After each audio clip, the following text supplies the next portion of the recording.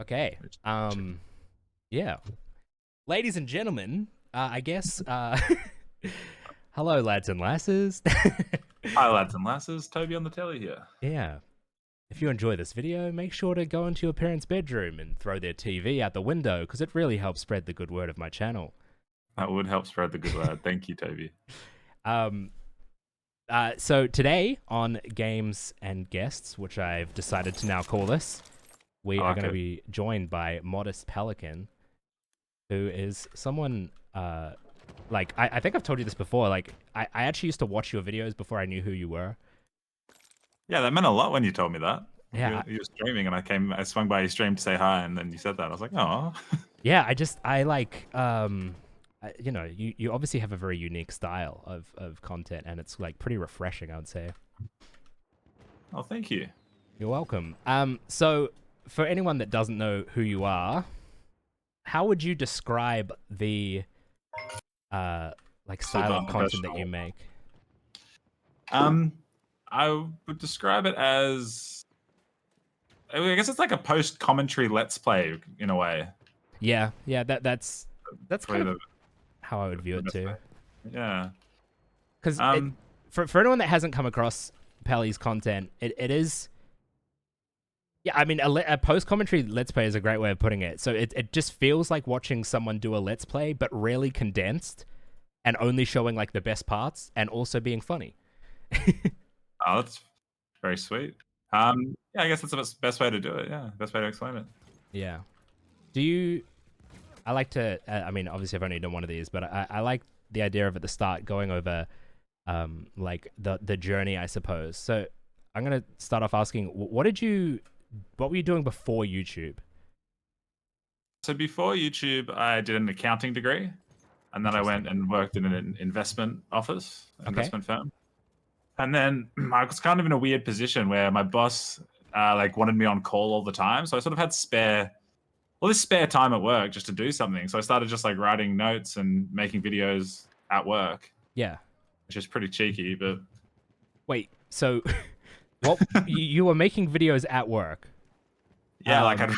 I'd record the gameplay, then I'd take the gameplay into work and sort of start putting it together. Oh, that is so funny. It was good. So you got an accounting degree.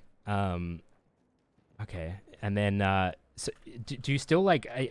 Did you get an accounting degree because you were interested in investing and that sort of stuff, or was it more just something to do? I just sort of felt like doing something with my life. Yeah, yeah, that's fair. Would you go back into accounting? Did you actually like enjoy the accounting side of it? Not really. Like it was very maths heavy, but Yeah, it was just sort of something to do. Like I really had no idea what I wanted to do with my life, so it was just kind yeah, of like I could just do something while also doing very little. Like being a student's pretty crazy compared to the real world. yeah, yeah. So you were studying. Were you in a share house sort of thing? Or were Yeah, you living at home back then? Yeah, yeah, living in a share house with a few friends. It was a really fun time in my life. Like obviously exams yeah. were stressful, but it was super enjoyable. Yeah, I mean, like the very small times that I spent in share houses are always something that I like look back on fondly. It's Oh, something that I nice. feel like I didn't appreciate at the time, and now that I'm in the future, I'm like, oh, I really should have appreciated that more. um, Do you live in a few share houses? no, I only lived in the Misfits one, so I don't know if you know, but the Misfits except Fits, all lived together for like a year. Yeah, I saw some of the videos about that. Yeah, It was it was a bit of a classic. mess. It was Like it fun was, for the it was fun for the fun. viewer. Uh, but like we were terrible at like maintaining that house and stuff. I think the real estate people hated us, as you would imagine. Yep. And it was like a pretty nice house too, and we were not the sort of people that were expecting to rent that property. Right. Yeah, but it was fun. So, were you playing like many games before you got into YouTube? Um, yeah, like I've always been a big gamer. Like I've always played old school RuneScape and just there's Oh, always been an Xbox around. When I yeah, was living in the share house, I didn't play games at all really, which was probably the first time that I didn't game. But yeah. besides that, yeah, I've always been gaming. You didn't game? Do you think that was more like mainly because you were like, I don't know, enjoying like the company of the share house, or you just lost interest in gaming for that period? Do you know why you weren't playing as many? Um, I think yeah, just being in the share house, like it was just so much fun. I mean, and I still when I say I wasn't gaming, like I still I still was like playing Skyrim and stuff. So I guess Yeah. but it was just very like infrequent. Yeah, that's fair. Yeah, I just enjoying being young, like drinking a lot. Yeah, the classic like uni experience, really. Yeah, exactly the classic uni experience. Yeah. So your first video, let's talk about. So Oh what no, oh what like god. what inspired you to actually start posting? Because obviously a lot of people think about doing YouTube for a long time and whatever. Like were you someone that thought about it for a while or always wanted to do it or Um, I love just starting projects and like always having stuff going on, and like I guess I just saw YouTube as a cool, way to game and maybe turn it into a business one day. yeah. So even probably from the get go, like I did sort of think maybe I could do this as a job. But Yeah. then I just started making videos and they just obviously weren't doing anything. Like I just started and I was like, actually, I really like this. Like I'll just do this for fun. A few of the boys that I played with liked Battlefield, so I was making Battlefield videos and Yeah. they'd be in them, and like we were just having fun with it. Yeah. And then yeah, then all of a sudden one day, like the video started doing like really well, and I was like, wait, this could genuinely, be a job. That's Yeah. crazy. That was a pretty cool feeling, and we built like a really solid community at that point, and yeah, Yeah. I was like, holy shit. Yeah, that's really cool. Like I said, like the first videos you said were Battlefield 1, which is why we're playing Battlefield 1 for anyone who wondered. Uh, you originally like they were tips and tricks sort of videos, eh? Like kind of relatively serious videos, but with your little flair on them, I suppose. But what were you gonna say? Exactly. I was just gonna say, sorry, I was killing a land ship. It didn't go It's well. So yeah, I was just like, I don't know why. I just started doing tips and tricks because I was interested in Battlefield. And and then one video, I think I just said like and subscribe, or send Ariana Grande a picture of your dick, or I just said some weird little thing at the end. Yeah. And like all the comments are about it. They're like, that was funny. That was what we want more of. And I was like, all right, if Yeah. that's what you want, I'm happy to do that. So yeah, so you saw the opportunity, I guess, to cater to what your audience was asking for. So, I mean, you obviously had some comments then in the early days. How quickly did your videos actually like start getting views? I guess like any views, because some people obviously post right off the bat and they don't see any views for years or whatever.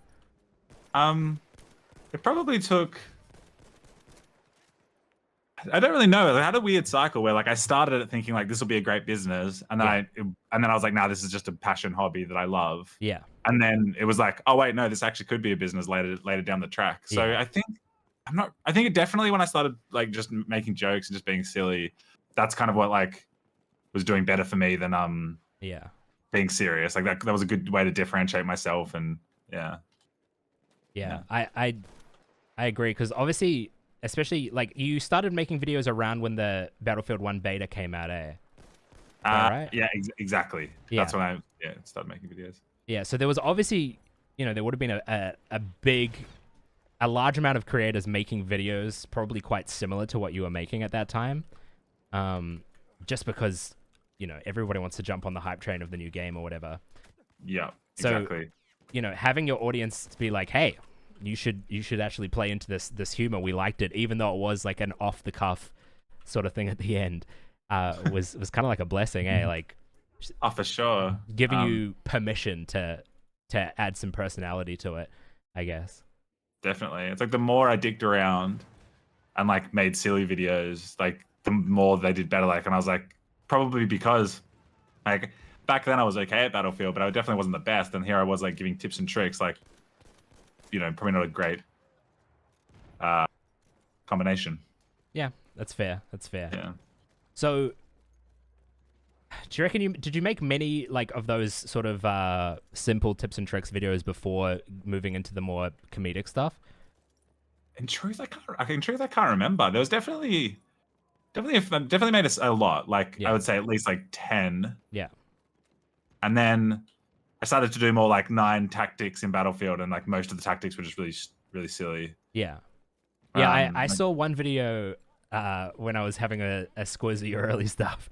I saw one video that was comparing a night of gaming two Family Guy characters.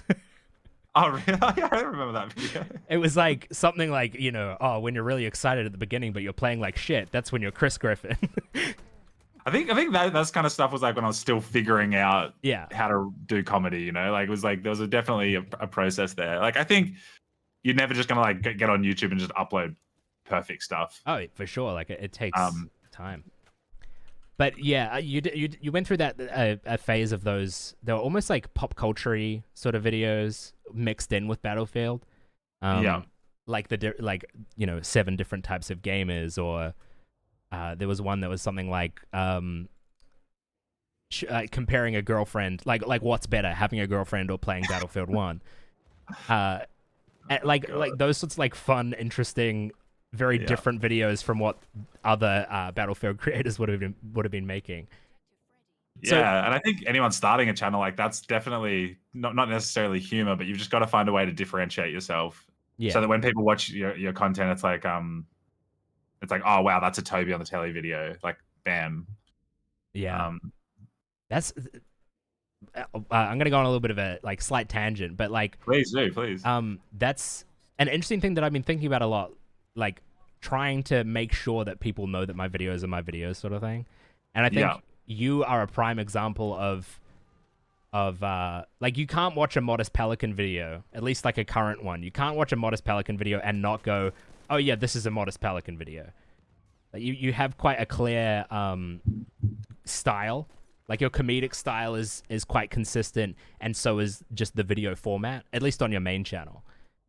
I've definitely, that's definitely by design. Like I think when but I think it's just something that you work at. Like I mean, I think you've still got a very unique like personality that shines through in your channel and all the content you do. But so I wouldn't worry too much. Yeah, just working through it, figuring it all out, I guess. So you started making these videos. You've been doing it for a while. You're still at uni. You weren't studying at this point, were you? Like, do you remember if you were still studying when you started making videos, or were you working? Still studying, yeah. There was a time when I was just like so busy. Yeah. Studying and like paying rent and I was working YouTube. 4 days a week as well. It was that sounds like a lot of work. It was like too much. Like I don't know what I was doing. I just killed you. We're on opposite teams. Oh, Modest Pelican bad. But you didn't kill me. I mean, but you did kill me, so you mustn't be bad. So that it sounds like a lot of work. Did you in those early days? Did you have any? Did you like come across any problems with YouTube that, like, or any struggles that kind of were a bit difficult to overcome or figure out? Like, because it is a very confusing platform at first. Yeah, just like everything was getting demonetized. That's when I had for like at least 2 years, like everything just got demonetized that I posted. And that's when I was just doing it for fun. Like I never really expected to make money of it from it. But then I just started like cutting out swearing. And to this day, like I just don't swear a lot out of like fear of having my videos monetized. Yeah. But it kind of helped me shape like a more rounded style of comedy, I think. Like but yeah, like doing live moments where the reactions are like more organic and you're saying like fuck and stuff in that moment, it's harder to censor that. Yeah, it's harder to censor that stuff and make it still feel organic. And at the end of the day, like you don't want your videos to feel unnatural. No.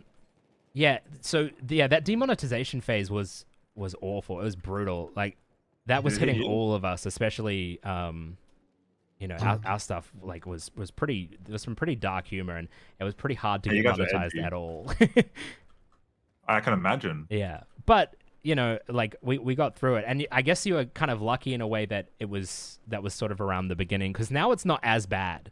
I don't think. At least like I put "cum" in the title of my last video, and the thumbnail was Fitz with cum on his face. So, I love that. And like I didn't get demonetized, so. I mean, it seems like it's maybe a little more chill now.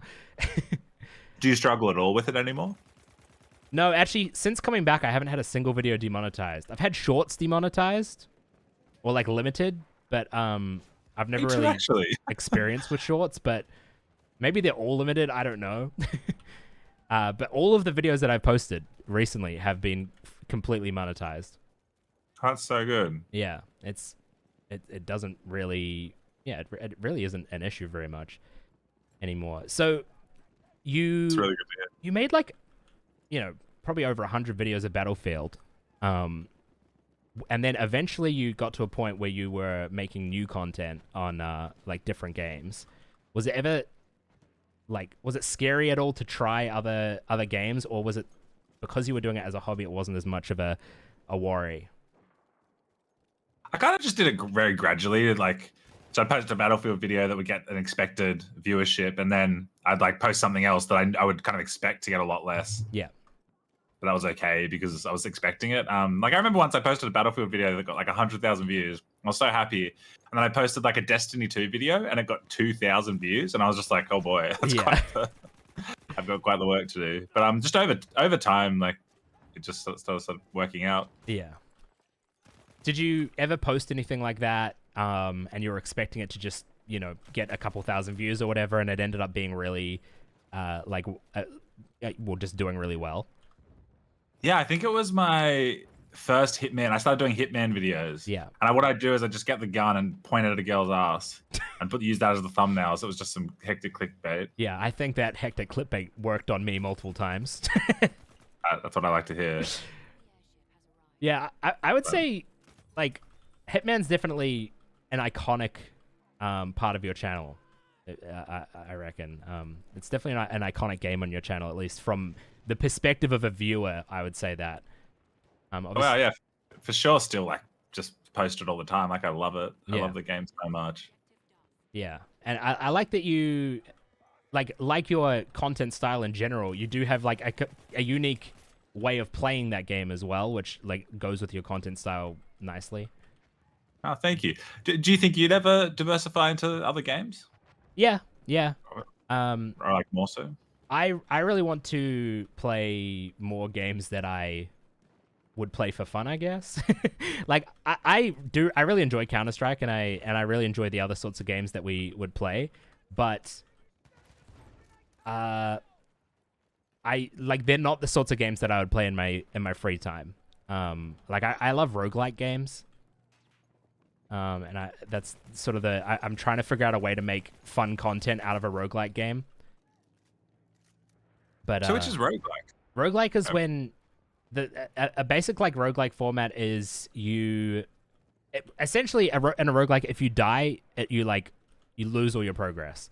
So the basic like game loop is you like spawn in and you might be like clearing out a dungeon or something, and then through clearing out that dungeon you'll get upgrades and like better loot and upgrade and upgrade and upgrade, and it's essentially like go until you die, and then when you die you lose all your stuff and you have to start again. So it's kind of like every run is unique, I guess.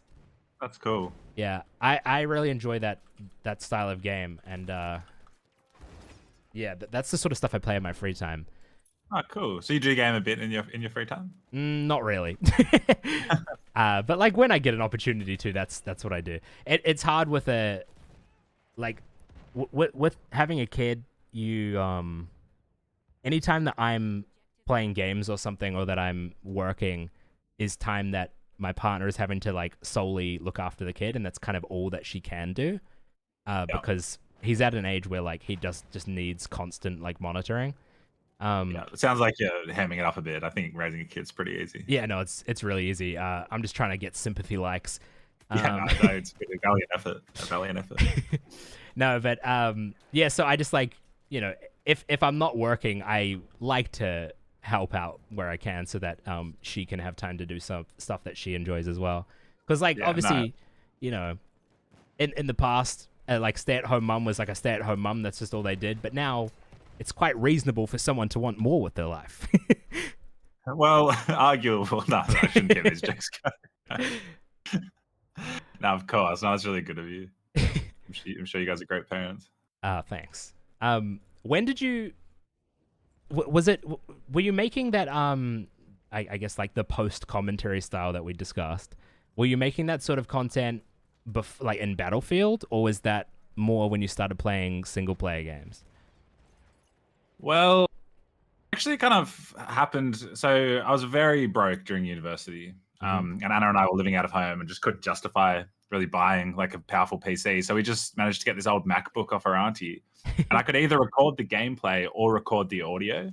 Oh my. And Yeah, so, okay. so I just had no choice. I had to record the gameplay and then do the post commentary afterwards. A blessing in So disguise. and I just never changed it.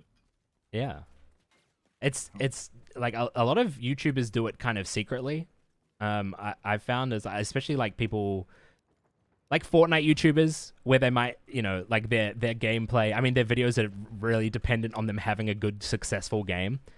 Yeah. And obviously, like just recording a video over and over and over until it works must be so draining. So I do know that there are like a lot of YouTubers out there who use it as a strategy to make the same content that they want to make without having to always be on, I guess.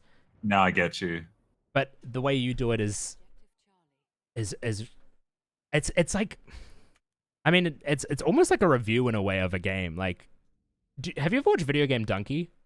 Yeah, I love Donkey. It's kind of like his style, I guess, a little bit. Yeah, like he does some post stuff for sure, but then he Yeah. does some live stuff too, I think. Yeah, yeah. It's like a beautiful mix. Like I feel like only he knows how to make those videos. Yeah, and he probably is the only person that could make those videos without other people saying, "You're just being a Donkey clone." Yeah, so true. He did really like popularize that style or create that style, Yeah, yeah. which is cool. Yeah. YouTube's it's like it's a pretty stressful career. How have you found it? Well, actually, before we go into that, at what point did you start taking it full time and, you know, going all in on it? Do you know? Do you remember? Oh, man, it's been a while now. It's been at least like I think I must be at least in my fourth year now. Yeah. Of doing full-time YouTube.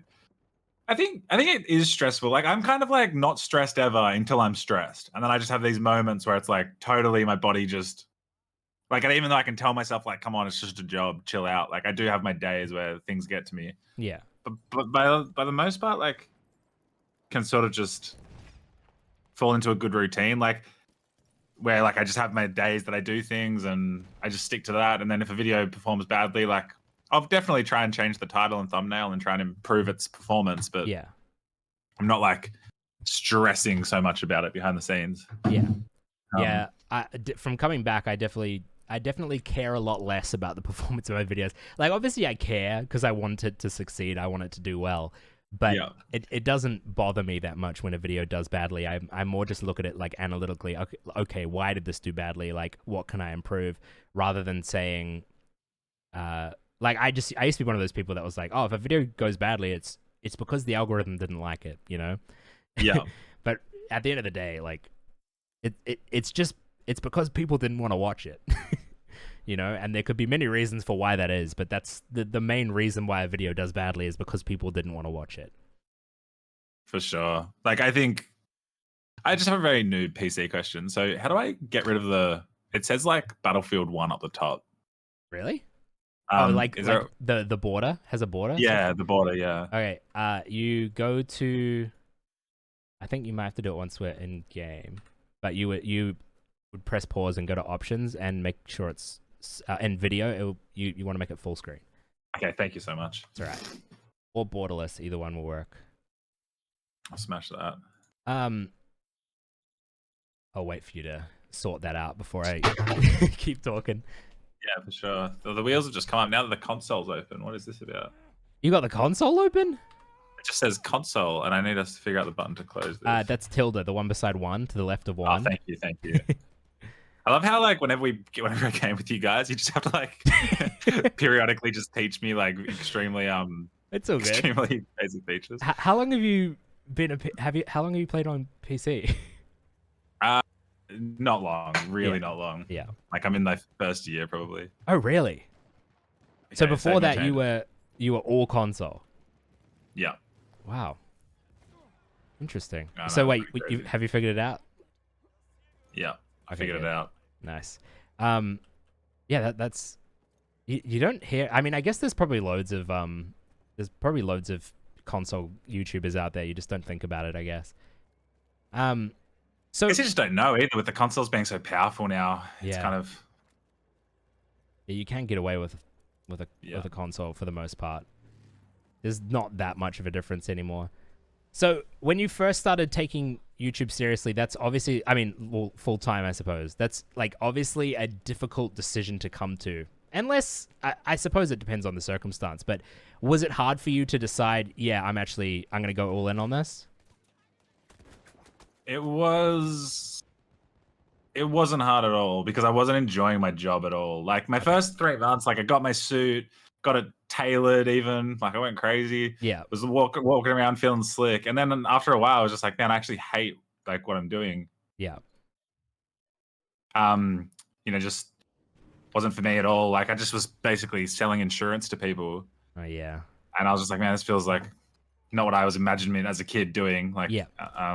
So then I kept the job long enough to be able to get a bank to loan me money for a house. Anna and I like just stuck out our normal jobs. Yeah. And then basically the second we got the house bought, we just quit and just put all our eggs in the YouTube basket. And like I think having that, or not pressure, but having that kind of like, this has to work. Yeah. I had to work. Like I really was just like, what can I do? So I was like, constantly just trying to find ways to get my videos out there and was extra motivated, which is cool. Yeah, that definitely helps.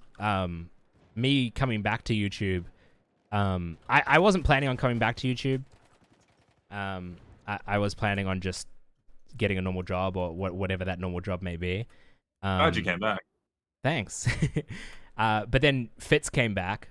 And then after Fitz came back, we found out that CounterStrike 2 was coming out. And I was kind of like, well, it kind of seems like everything is aligning for like my final comeback, my final attempt to see if this can work out.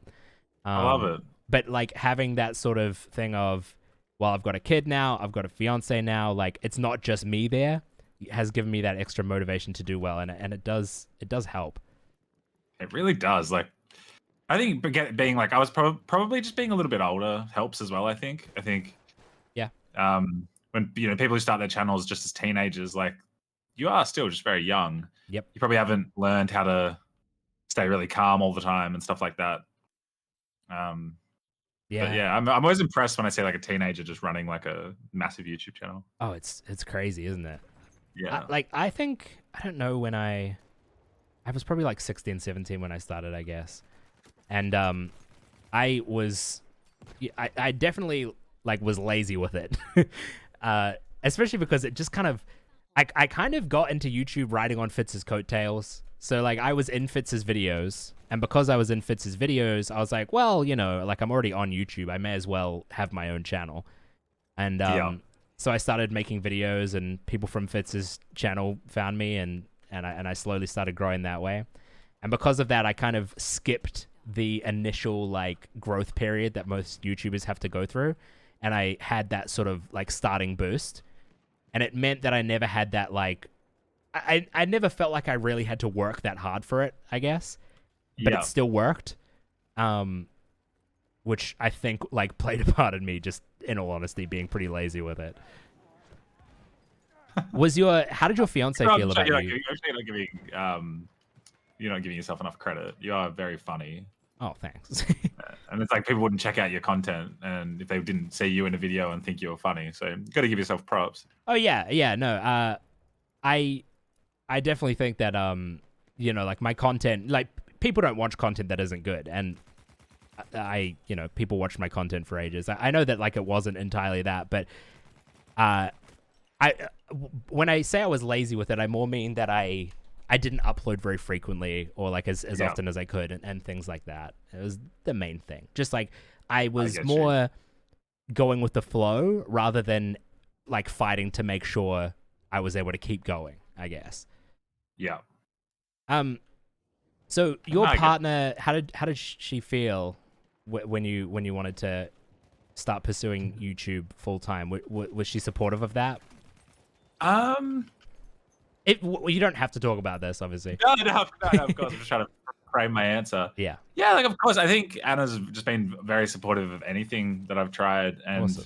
I think she thought it was a bit wild. Yeah. Like when I was first doing it, she was just kind of like, "Are you sure you want to have yourself on the internet like this?" Yep. And then I think over time, she just realized that I just don't care. Like I really don't. Like if I'm happy to make jokes and be silly on the internet. Like I don't care. Yep. Like what's the worst thing that's gonna happen? I definitely don't want to go back to like investment advice or anything like that. A job that might be like, this is a big deal or whatever. Yep. All right, I'm gonna come to you when I need investment advice. Yeah, please do. I've still got all this knowledge. Give me some questionable advice, no worries. But yeah, like I think if YouTube didn't work, I was just going to go back to hospitality. I liked being in a cafe. I liked moving around and talking to people, and like just felt like I had a bit more, spring in my step. So I was definitely not going to go back to an office. So if YouTube didn't work, and I'd made a racist joke or something, whatever. Yeah. So I guess it seems like you were maybe at a time where you were ready for a reset anyway. You knew that you wanted to change something up. So it kind of felt, it seems like it was a natural point to try that out. Definitely. Yeah. Definitely, yeah. What about you? What made you take the lunge to get into YouTube? Well, it was, I think I started focusing on streaming first. So like, as I said, Fitz and I used to make videos. So I went to school with Fitz. I don't know if you know that. Yeah, no, he's told me a lot about you. Yeah, so, wow. We talk about you all the time. Wow. It's like our most talked about thing is just you. Every week we sit down and we just talk it out. Oh, that's great to hear. Yeah. But we went to school together, and we used to play games together. We used to play Battlefield. We used to play CounterStrike, DayZ, stuff like that.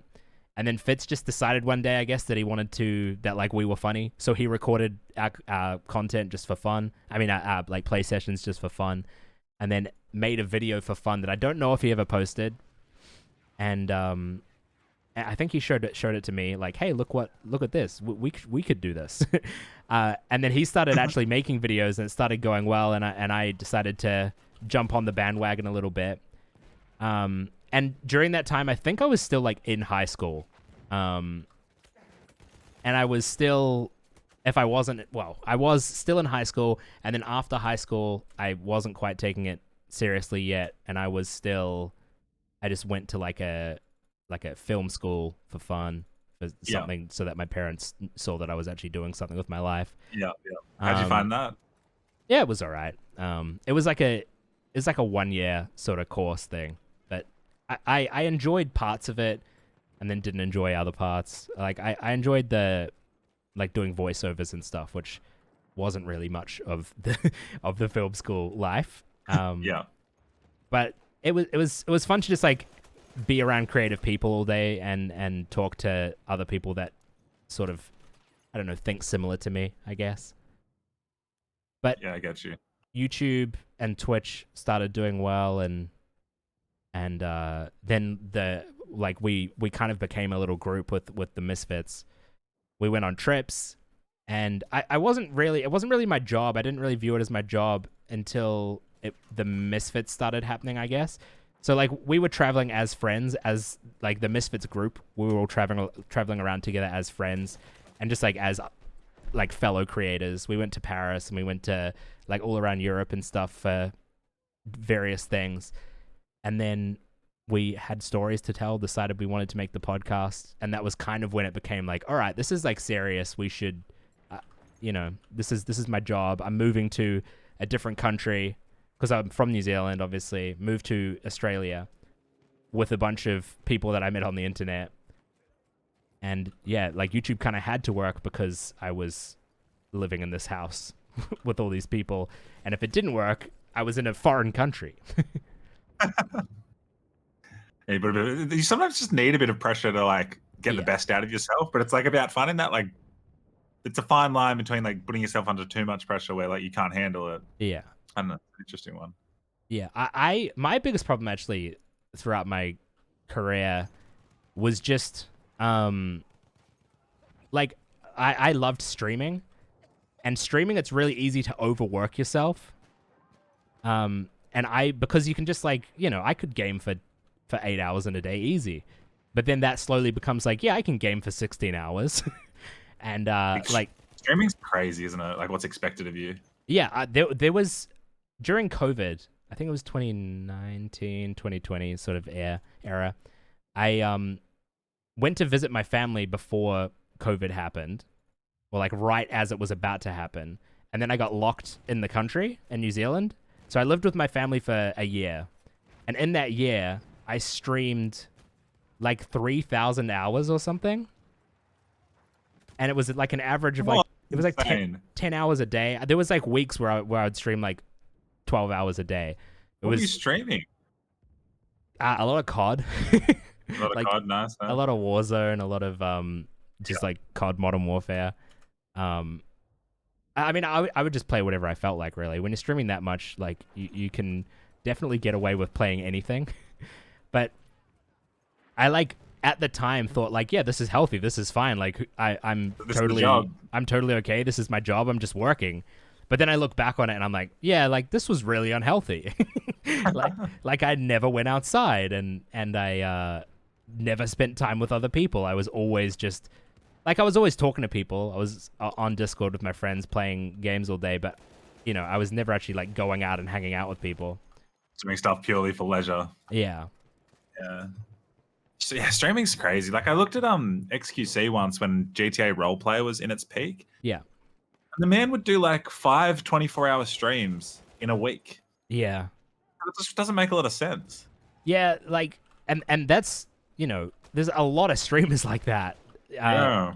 You know, most of the really, really big streamers are doing that sort of stuff. XQC, like, I can't think of any other names at the moment, actually, but but like Trainwrecks and stuff, you know, like Trainwrecks would stream for like 36 hours and then sleep for a few hours and then start streaming again.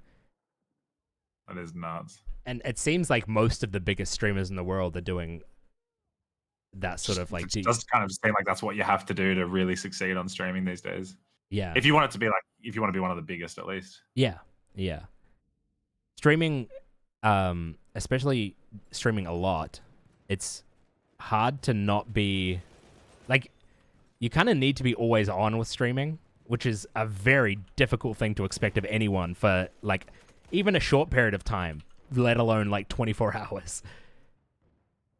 Exactly. It's and I always feel bad when I hop on and I didn't want to be there. I just kind of stopped streaming. I think I'd love to get it to a point where like you, me, and Fitz or something jump on and just play a game, and it's more of an informal, like, just fun thing where maybe recording a video on streams type thing. I could get around that. That's probably the best way to like stream, in my opinion. Like, as far as fun goes, you know, it's just like, oh, we would like be gaming anyway during this time, sort of thing. I would love to get into that stuff as well. The reason why we actually don't do much of that is because there's that slight, when you're live, there's obviously like that slight thing in the back of your head where you're thinking about the fact that you're live. Yeah. And it means that, you know, you're gonna maybe be a little less like quick, because the way we make content is very, it's all just like improv, so it's very... You need to feel completely comfortable around everyone that you're recording with in order for it to get the best results, really. And when you add the element of having an audience there, it takes a lot of the comfort away. For some people, for someone like me, I don't really care.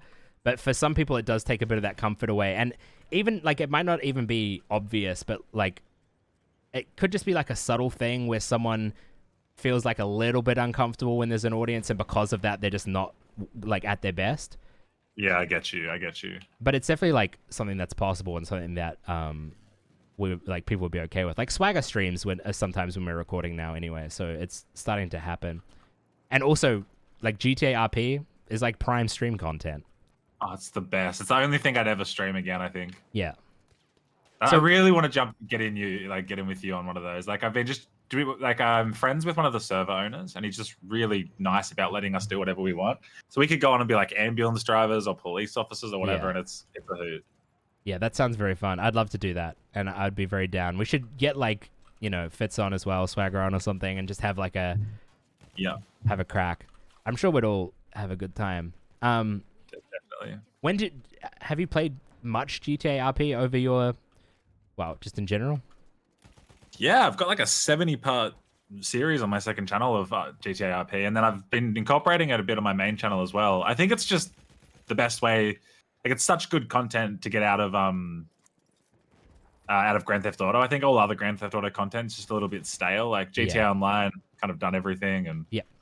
yeah. So no, I'm a big fan of it. Yeah. I did a lot of streaming of GTA RP. I actually had an experience where, so someone came into my chat when I was streaming GTA RP, and I wasn't very into it at that point. We were still learning it and figuring it all out. But someone came into my chat and said, "Hey, you should try out this server," and then they said like, "Oh yeah, I'll come pick you up and I'll like show you around the server and stuff." And we were like, "All right, let's try it."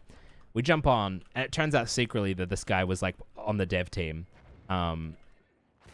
But he basically like started a story off for me. So he came on and he played multiple characters. Like he was switching characters while we were doing things. And I didn't know this. I didn't know that it was the same person. But like Some people are nuts with it, aren't they? yeah, like he would get me to do a job, and then he would be the person that I was delivering the thing to or something, and the person that I was collecting it from.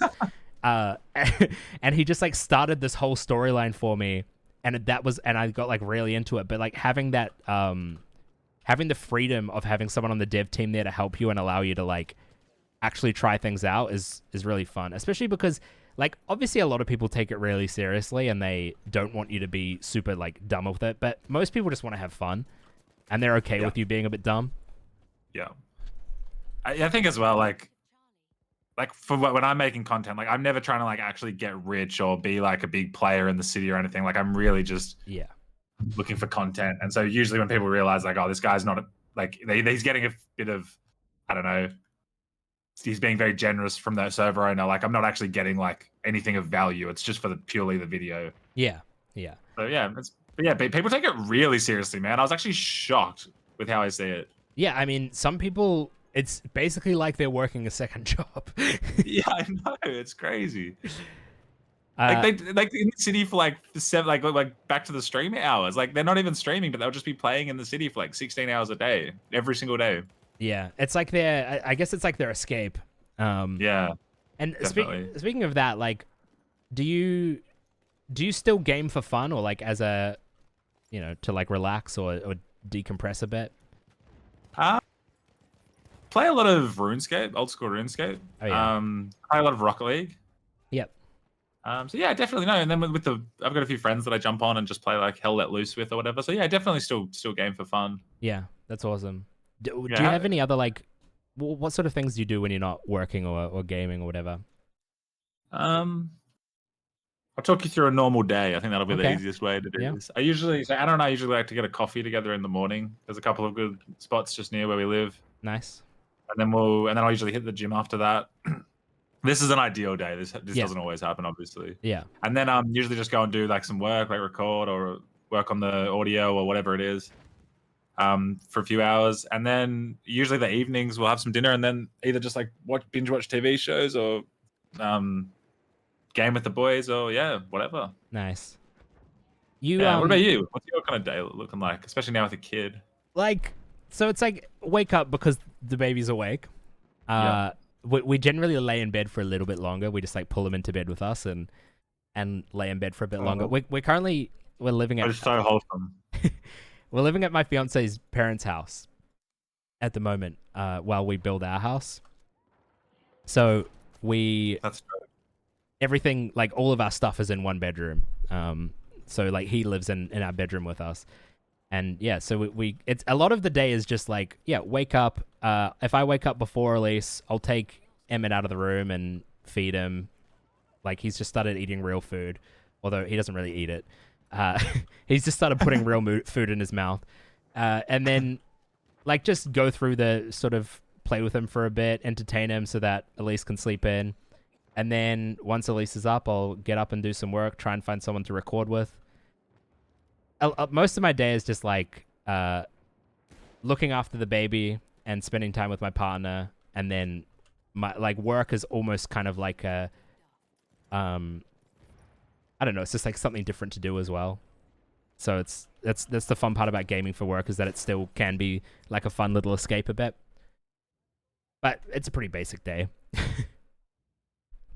Sounds like a very nice day. I need to get back into working out, but I'm like right now investing all of my spare energy, I guess, into YouTube, trying to make it work. Yeah, you've been going crazy with it. I love it. I love to see it.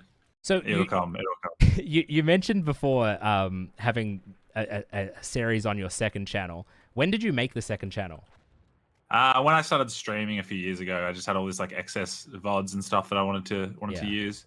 Okay. It was really fun. It was a really fun like going through and doing the whole series. But I feel like I really completed GTA RP when I did it. Yeah. Like we just did everything. So then it kind of came to a natural conclusion, and now I'm just kind of having more fun with RP on like going out and being a cop for like 5 hours and turning that into a video, and that's been like a much less invested way of doing it. Yeah. Whereas the other gang, we were having like gang meetings, and like there was all this stuff I had to do, like admin, and there was always like people arguing. I felt like I was like a teacher in high school at some points. Hey, like I was just like my gang was like always on the verge of falling apart. And I was like, can you guys keep it together for another stream? I It was really fun. I love all those guys. Yeah, I remember I had a period where I was streaming GTRP, and like I was a car dealer, and I just on my second monitor at all times I had a spreadsheet and stuff. Like I had to fill out all this Crazy. information so that I could sell people cars. It very quickly just becomes a job. Yeah, exactly. Like GTRP is very close to just working. Yeah, definitely. Like if you go and get a job at like pick up a shift at the mechanics, you would just become a mechanic. You have to know stuff about cars. Yeah, exactly. People like ask you what's wrong with the car, and you're like, You can't always just say the alternator's out. Like, that's just not deep enough. Yeah, it's like I remember playing like EMS, and it's always like, the people just want to the people just want to like get rezzed or whatever. But I would always be like, all right, I'm gonna figure out exactly what's wrong with you. Like, go through, do a full medical on them, like, talk them through it. I watched you do that stuff. You're so good at it. I watched a fair few of your RP streams. Oh, thanks. Yeah, I used Very to funny. I used to enjoy it. I haven't done it for a long time actually. I'm keen to get back into it after you've been talking about it a bit. It's Definitely. drawn me back in. I'm doing You've like been a getting main channel series with Swags and Fitz and another friend of ours, Mario. You should definitely come jump in with us. Yeah, I'm down. Speaking of the people you play on your main channel, like you've had those people that you've played with for it seems Elfo like, boys. is it your whole like has it been your whole YouTube career that you've played with those same people? Yeah, they've always like popping up in videos. Yeah, I played with them heaps. It got to the point with Grand Theft Auto Online where I felt like we'd done everything and it wasn't really fun for them. And I tried to get a few of them into like RP and Yeah. So yeah, like I haven't been in as many videos, but I do still like we watch the football together every Saturday. Like still game with them like multiple times a week. And then I kind of realized, you know what? It's actually really nice having a group of friends that aren't involved in content. Like they're just actually just my friends. Yeah. So Yeah. it's gonna sound sort of weird to say out loud, like a bit cringe, but you know what I mean? Like just No, I know exactly there's what you never mean. any worry about content. Like it's not like you just switch it on. We're just playing Hell Let Loose purely for the fun of Hell Let Loose. Like don't have to be funny. Don't have to try. So yeah, I really cherish that group of lads. Yeah. That is really important, I think. Like when it's hard to not like only play with content creators for me. Like I find that, I just generally try to play with content creators because it's like, oh yeah, I'm like having fun with these people and it's also the work, which is good. But it's also like, it's important to have those other people that you can just relax with and not worry about what you're doing. Definitely. And like, it's almost like streaming's like when you're at your most just like on edge, like you've got to be so careful about what you say. Like you could be the nicest person ever and just say one racist joke and that could just really hurt your entire career. Like it's a sketchy place to be. And then there's like recording for a video where it's like a rung down where it's like you're a lot less tense. You're just playing with your friends. Like it's not live. But then like actually just sitting back and just gaming for the sake of gaming with your mates. It's like a special feeling. It's so relaxing. And it's like I almost forgot how relaxing that could be. Yeah. Yeah. And you think we'd have the hardest jobs in the world the way I'm talking. Yeah. I like obviously, everybody has things with their career that they, of course, can talk about, but this is an awesome career. And and I'm sure you love it. I'm very grateful that I get to do it. Yeah. You mentioned watching the footy with them. What team do you go for? Arsenal. So we watch the English Premier football. League. Got it. Actual football. I don't watch anything, so I don't really, I'm not going to judge you. What team do you support in whatever thing you may or may not watch. Yeah, no, I support all of them, and in all the sports. No, I don't. I don't watch anything. I've never been like a big sports person. Growing up, actually, I was always trying to find my sport. So like, I just played so many different sports. My brother was like a avid water polo player. He was like a water polo coach. So he was like, "Oh, you'd love water polo. Come play water polo." And I like was stuck in the goal the entire match because I was so scared of how deep the water was. Oh, it's too good. Yeah. You watch Ted Lasso? I did watch Ted Lasso. I thought it was classic. I really like that show. Purely just because you mentioned football made me think of it. Yeah, that was a good show. Yeah. What are you watching at the moment? You watching anything? I'm watching. What am I watching at the moment? I'm rewatching The Office while I Nice. play RuneScape. Yeah. And Anna and I are watching this show called Citadel, but I just keep falling asleep. So I actually have no idea what's going on. And then because I have no idea what's going on, within like 5 minutes, I'm just asleep. So we've got this joke at the moment where it's like, time for bed. And if I'm having trouble falling asleep, we just put on Citadel and I'll just fall asleep. Oh, it's so funny. What about you? What are you watching? Elise and I watch the show Yellow Jackets at the moment. It's about these like teenage girls that get in a plane crash and have to survive in the woods. But Nice. it's hard to watch shows because Emmett, we don't want our baby's not allowed screen time. We've decided, Nice. which means that we can only watch shows when he's asleep. And when he's asleep is like the only time that we get to ourselves. So we're kind of like, do we really want to spend this time watching a TV show? So we're getting through it very slowly. Nice. Yeah. That makes sense. Your logic makes sense. Yeah. With you've been recently making funny moments content sort of with us. Yeah. Which I really just slid in and just adopted it. Yeah, I'm actually very upset. No, I'm just kidding. But you know, it may even to some viewers of my channel, it may seem a little bit familiar because you actually used the editor that was like who I had when I was in my prime, I guess, with YouTube. I think, or like who's that? like Blue. Does he edit for you sometimes? Oh yeah, Blue's the best. Been working with him for a couple months now. Yeah, he's great. Yeah, he was my editor a while ago. He actually has my play button, like, because I was like, man, like you're like half of this channel, you know, because the early days of YouTube, I would upload. Essentially, this is how you would get an upload out of me. I would have a recording session. And I'd be like, oh, that recording session was really, really fun. I felt really funny. And then because of that, I would be motivated to edit a video. If I didn't have that, I would literally never look back at old footage, which meant that I would record every session, but the only ones that would turn into videos would be the ones that I was like all of a sudden motivated to edit right then and there. Otherwise, you would never get an upload. So I was uploading like once every 3 weeks or something. And then Ryan came along. And he was managing Fitz, and he was like, hey, I think you should get an editor. If I paid for you to get an editor, do you think that would help you?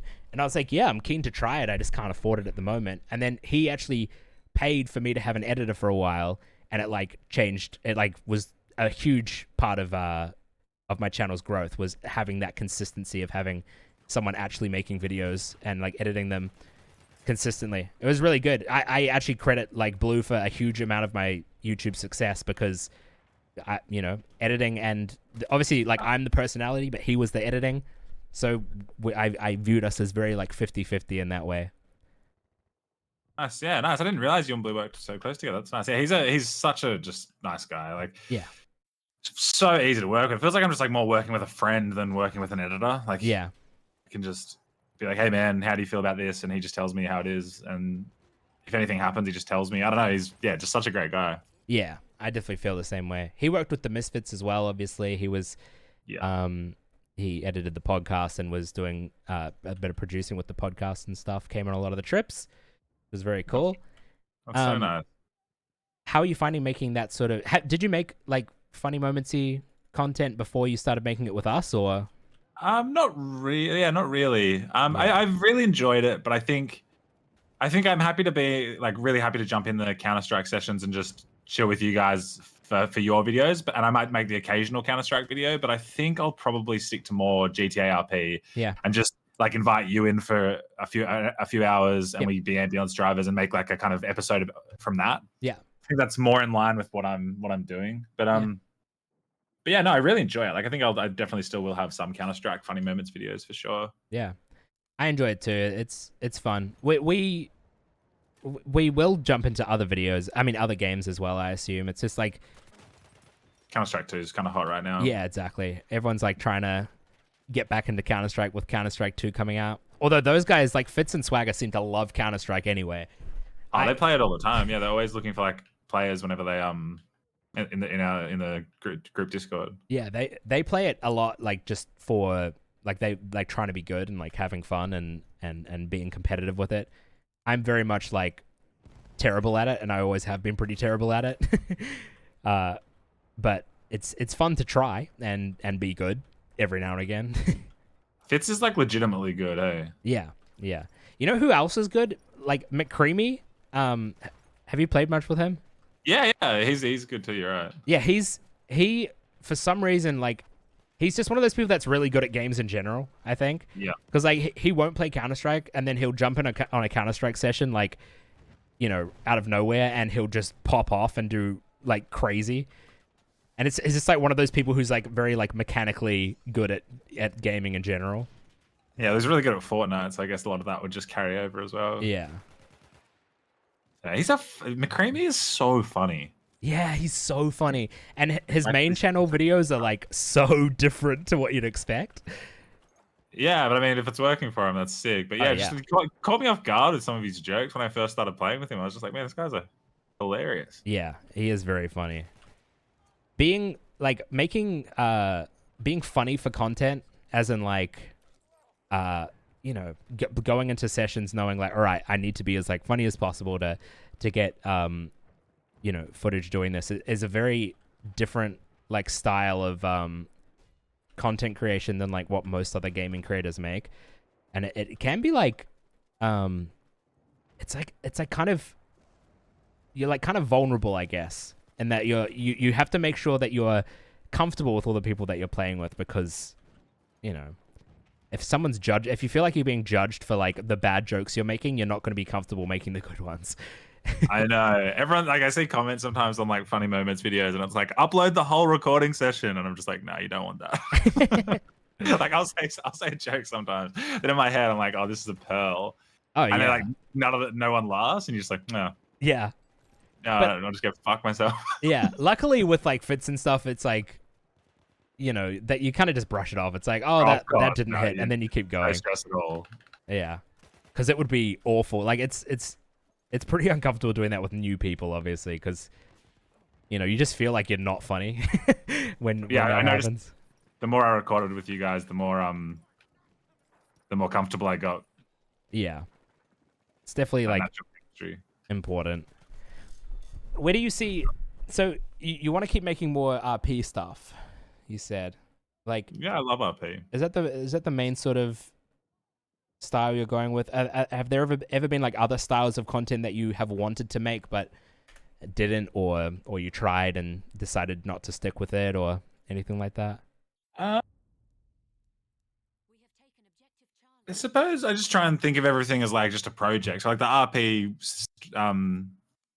series I did on Papa Pelly, and like my mate Phantom edited all that for me, and we worked together for a while, and that was great. But it just like kind of came to a natural conclusion. So I kind of try and see everything like that. Like if I try something and it doesn't work, it's like, well, it was just a cool project. Like not everything can be sort of a big hit. Yeah, that's a good. But I'm really enjoying getting the second channel going again, because like I might even just turn this into a video, you know, like just Battlefield 1 with a friend, like very, very different from my normal channel stuff, but it's still like I still really enjoy doing this kind of thing. Like I'm having a great time chatting with you, playing an old game that I love. Like, so I still definitely get a lot out of this. So I'm glad I've got that as an outlet for like posting.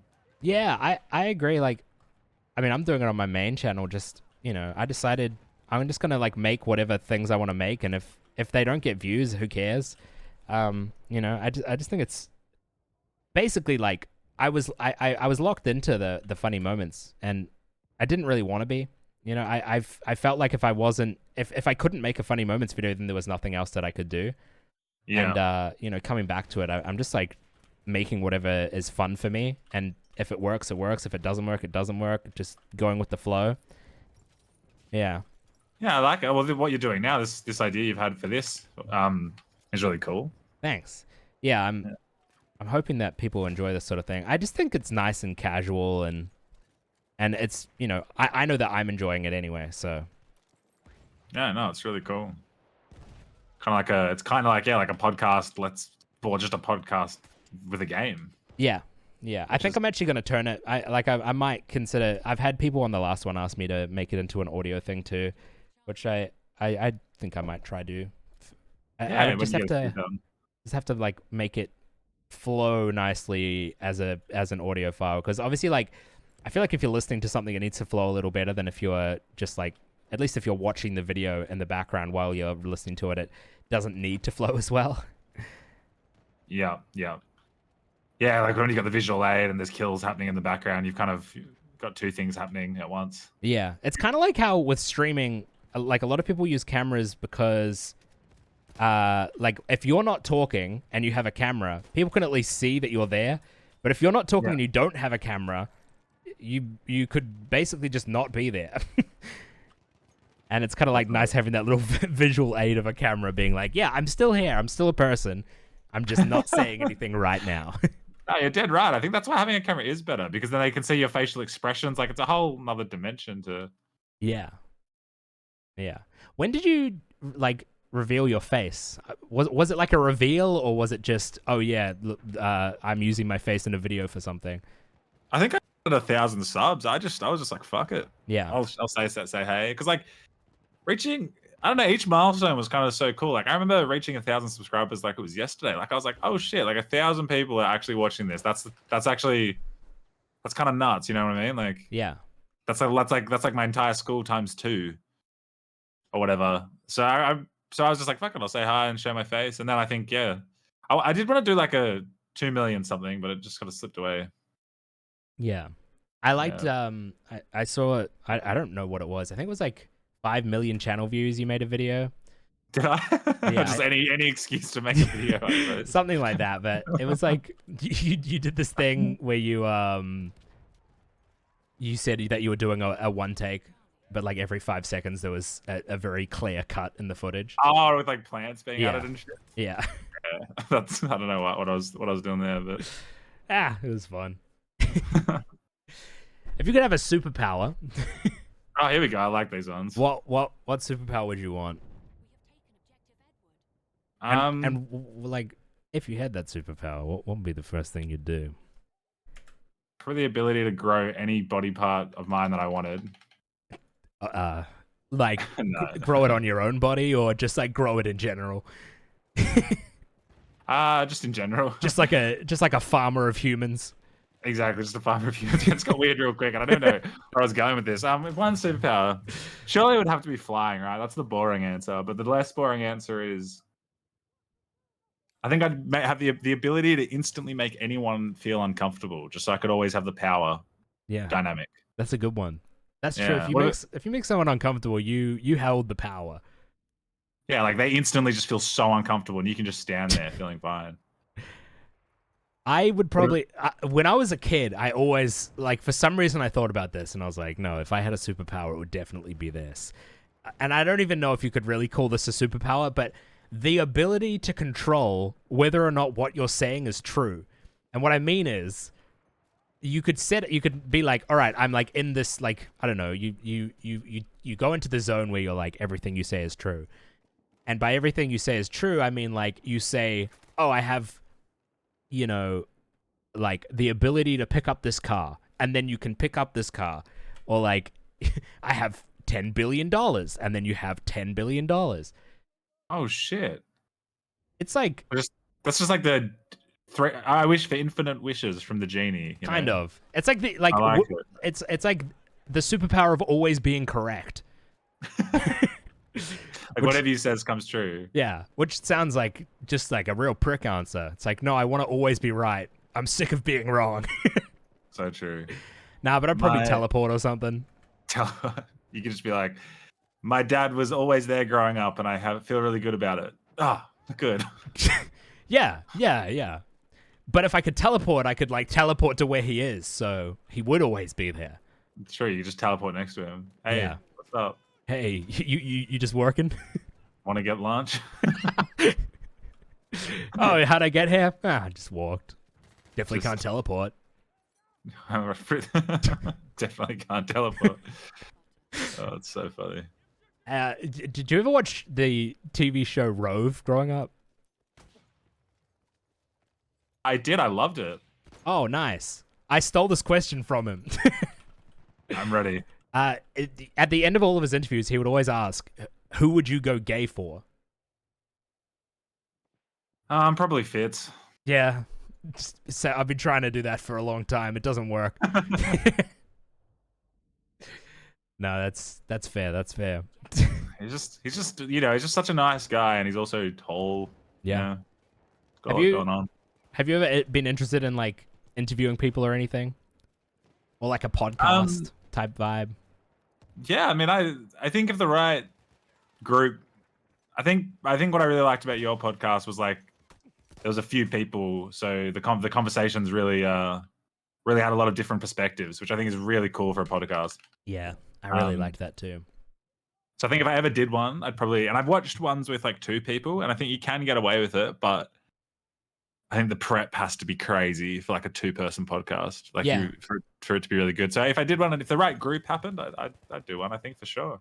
Yeah, I think you're so right. Like, especially because the Misfits, like we all knew each other for like 6 years or something. So we all like grew and changed and developed. And also we all knew each other like online, where the only context where we were talking really was like, oh, we were gaming and making jokes and stuff. We didn't really know that much about each other personally. Or well, at least I don't know, like super in depth, I suppose. And because of that, like we were actually we're all quite different people.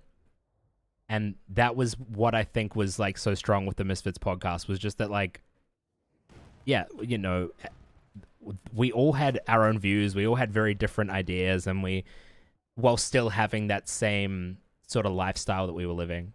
I think it made it really interesting. It was really good. Yeah, and you guys had a good thing going for sure. I think like COVID definitely didn't help out at all. Yeah. It's pretty hard making a podcast like that where it does kind of have no structure to, because like obviously like most podcasts out there, they have like there's like a purpose, whereas the Misfits podcast never really had a purpose other than just being entertaining. Yeah, but you did it. Yeah, it was great. That was sick. What do you have something that you like that you're always happy to spend a bit of money on? Like is it like, you know, for some people it's like avocado toast, or like they always buy like a latte from Starbucks or something. Definitely coffee and weed, I think. Yeah. Always happy to spend money on those two. Yeah. Are you someone that like likes to buy good stuff? Or do you like just have fancy whatever? shit? Yeah. To be honest, like we hadn't spent like any money, Anna and I. And then the biggest like splurge spend we did was buying the apartment we're living in Melbourne now. Nice. Yeah. We're like, fuck it, let's live somewhere nice. So I think we like to like live somewhere nice. That's always cool. Yeah. But I'm not really like into like the brand names and stuff. Like when I was a bit younger, like I'd love a like Ralph Lauren shirt or something. But as I got older, I don't know, like the idea of having like, I don't know, it's just not my thing, brand names. So yeah, I went through that. It was cool. If I see photos of myself, I just look like a little Eshe. You know, we talked a little bit about like, you know, people growing up. I mean, like having YouTube when they're young and like doing well on YouTube when they're young, which was very much what I was. And I was from like a fairly well-off family. So as in like I never had to like worry about money really. Yeah. And then I got to a point where I was like making my own money, and it was like, okay, this is great. And I was making fairly decent money at a young age. And because like my family never like worried about money or anything, I wasn't really like taught about like the value of money. Yeah. And I had like no, I just had a horrible relationship with money really. Like if I had money, I was spending it, you know, like it didn't really matter how much money I was making each month. It was probably going to be gone by the end of the month. And like I didn't pay taxes for like 4 years. You didn't pay taxes for 4 years. I Yeah, love that. no, Fuck taxes. I've bloody paid for it now. I like my part, like all my income from the past few years has basically just gone into paying off my tax debt. But like I was just young and dumb, and I was like, look, the government doesn't even know how much money I'm bringing in. Like I'm not in trouble about not paying taxes. I just haven't paid them. And like I would spend loads of money on clothes. I bought like a nice car and all this stuff. And like thinking back on it, I'm always like, well, like it really would have been great if I was better with my money and like actually, did something useful with it. And also, it led to me like not like struggling to value like $100, if that makes sense. So like if something was less than $100, although to be honest, for me, it was like if something's less than like $500, I'm like, yeah, I can afford that. And like going from a period where it's like, yeah, I can probably afford it, even if it is just because I'm being dumb with money, to like, okay, no, like I actually can't afford this. But having to actually get over that mindset of being like, no, I can afford it. It's like, it's only less than like $100. Like that's nothing. Yeah, I get you. It's like, it's interesting how, like having money at a young age can mess with like, I don't know. That I don't know. It just made it really hard to actually value money properly. I get you for sure. I think because I kind of was living like I said, I was like really broke during uni, and that's just how it goes.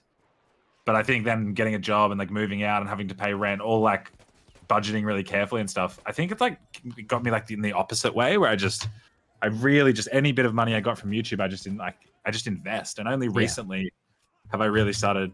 Like I went to Europe, and that was the first holiday we've taken in ages. Just because I was like, "Fuck, I should start like getting out there and living a bit." Yeah, not just saving absolutely everything. Yeah. Can are you like someone who's quite like interested in investing, or are you more like, oh yeah, I just dump all my money in the S&P 500 and it'll grow? No, I'm really fascinated by it. I think it's just crazy that you can just get money and put it somewhere. Yeah. Or do something with it and turn it into a lot more money. That's really, really fascinating to me. But yeah. Do you like? Would you be okay talking about it? Like if I ask you questions about it? Yeah, of course. Yeah, definitely. Yeah. Okay. Like, how do you generally invest your stuff? Is it stocks mainly that you focus on? It's all into property. So we kind of like. But I wouldn't say that property is the best thing going forward from this point onwards. But like definitely 2 years ago, it was like, well, 3 years ago, it was what you wanted to get into. Like you could kind of just double your money off like a 1-bedroom unit as long as it was in like a semi good spot. So all our money's just gone into like really property. Yeah. Do you? But looking for that next move now, really. But crypto's all over the place. The market's all over the place. Like it's a hard one. Yeah, I'm big into real estate too. I don't have any investments, but that's like where my goals are, I guess. But that's sick. But real estate I've always been fascinated by real estate, and that's like my next goal is like buying an investment property. But yeah, I find investing super fascinating. I was just reading. Have you read Rich Dad Poor Dad? No, I haven't. I should. I was reading that. I just finished reading it recently. I actually, funny story. For like, I'm 25, I think, or 26, 20. I think I'm 25. But I like throughout my whole life, I guess I just like had convinced myself that I couldn't read. Not that I couldn't read, like obviously I can read, but that I couldn't like sit down and read a book. Like I didn't have the patience for it, and like I struggled with it. And then one day I just like decided to read a book on my partner's Kindle. And then I was like, wow, like I can read. Like it's I think like the Kindle being just like this tiny little thing takes like the dauntingness away of like reading this big thick book. Yeah, I get you. But I read that and I was like, oh my God, this was like maybe 2 months ago, by the way. Oh, congrats. So like I hadn't read a whole book in like my whole life apart from like for school.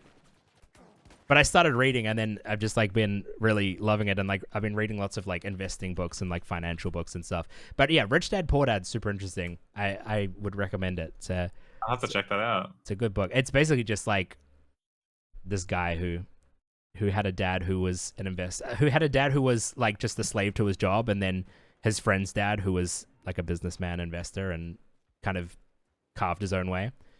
That's And cool. talking about like the different things he learned from them. That But sounds very interesting. Maybe yeah, pick it up. it's very interesting. Crypto's wild. Like you said, it's just like all over the place. A lot of like my friends and stuff, naturally being online and being creators and stuff, they're like interested in crypto, but I just like can't process it. I don't really get it. You know, like Yeah. I don't have the interest in it, I guess, to like actually go through and like study it and figure out like what's good for me to look into and what I should avoid and that sort of stuff. Whereas real estate, like I actually like really enjoy real estate and I am interested in researching it. Yeah, Actually, that's the difference. Like, I think there's no doubt money to be made in crypto, and there's no oh doubt money yeah, to be for made in sure. most investments. But it's like, are you going to put in the groundwork to learn it? And then, Yeah, really, like, you just have to be doing like real time research to try and figure out what's happening. And like, there's still always going to be like a blackjack table element, you know? yeah, Like, it's just there's a bit of luck involved in all of this. And when you're talking about something like as volatile as crypto, yep, you just got to know what you're signing up for. yeah. It's really interesting actually because I was reading something that was talking about how investing is like is an area where like people are just happy to throw money at it, and like everything else, like if you're gonna buy something new, like you'll research it and you'll be like, all right, this is the one that I want, or like you're gonna make sure that you buy like the right one or whatever. But they said that like with investing, everybody just like gives their money to a broker and they're like, yeah, do what I'm meant to do, or they'll like put their money in a stock or something, and they don't like actually research it. And at the end of the day, like what I was something I read about was that like something like 60% of full-time professional investors don't do better than the S&P 500. Like they don't beat it at all. So like most people that do it as their full-time job still fail. So why are like normal people doing it really without thinking? Such a good point you make, because people will be like, "Yeah, I'll put 10K into Bitcoin." You're like, "All right, are you sure? Like, you want to?" And then like they'll know nothing about it. Whereas if you're like, Yeah. "Here's like a $10,000 whatever piece of furniture or something that's great," they're gonna try and find a deal and be so skeptical of that purchase. But I think it's just because people like probably see the win. They're like, "I'm Yeah. gonna triple my money." This guy on the news I saw tripled his money. I'm gonna triple mine, and it's like if it's on the news, then you're too late. Like the ship's sailed probably. Yeah. And FOMO, you know, that you like Yeah. just massive FOMO. You see everyone else doing it. You don't want to be the person that didn't do it. Yeah, exactly.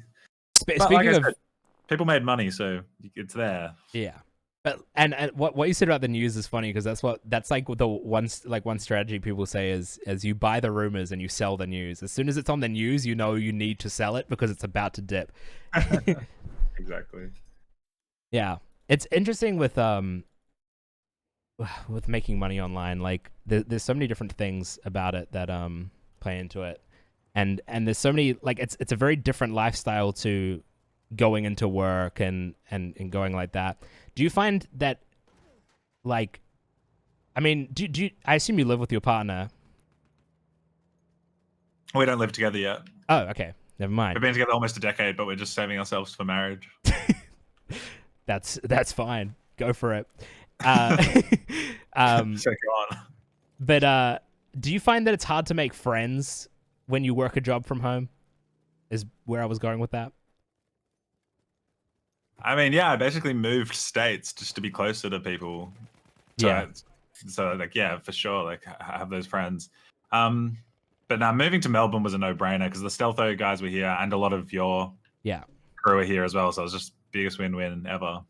How did you meet our crew? Um, I think I was just having a really bad time with a management group that I was with. Oh yeah. I was needing a bit of help with brands and stuff, so I just messaged Ryan and then started just coming to a few like parties, New Year's parties and stuff when I was around because Yeah. I'd be in Melbourne over those kind of periods, and Yeah. yeah, it just kind of happened very organically. Then once I moved here, yeah, just hung out a lot, kicked it off with like Fits and Swags, and now you, and yeah, it's just kind of all happened very easily. It was nice. Yeah. Yeah, but outside of this, for sure, it was harder. making friends like until this happened. Yeah. I definitely find it's hard to make friends, especially with like friends that aren't online friends, you know? So obviously it's not too hard to make online friends, but making friends in person when all you do is like play games or whatever is obviously you got to like put yourself out there. If you could have success in any other industry, is there like what other industry would you be interested in doing well in? Probably porn. Yeah. What about you? Probably porn, but with you. Oh, really? Nice. Yeah, we could do some great porn together. Yeah, I sick. reckon we do some really tasteful stuff, like stuff that people like are what keep watching after they nut. You know, That would be nice. That's the dream. that's the dream. Like it's so well choreographed, the storylines, the character development. Like it's just. Yeah, that as a porn creator, it's got to be, you know, there just comes a point in a video where you go, look, no one's watching past this point. Should we just stop recording? But you got to finish it out because some people like the story. Some people like the story. You got to finish it up. It's got to have a great conclusion to it. Surely. Yeah, it's got to have a beginning, middle, and end. Otherwise, you know, people won't believe it. And everyone knows you can't nut if you don't believe it.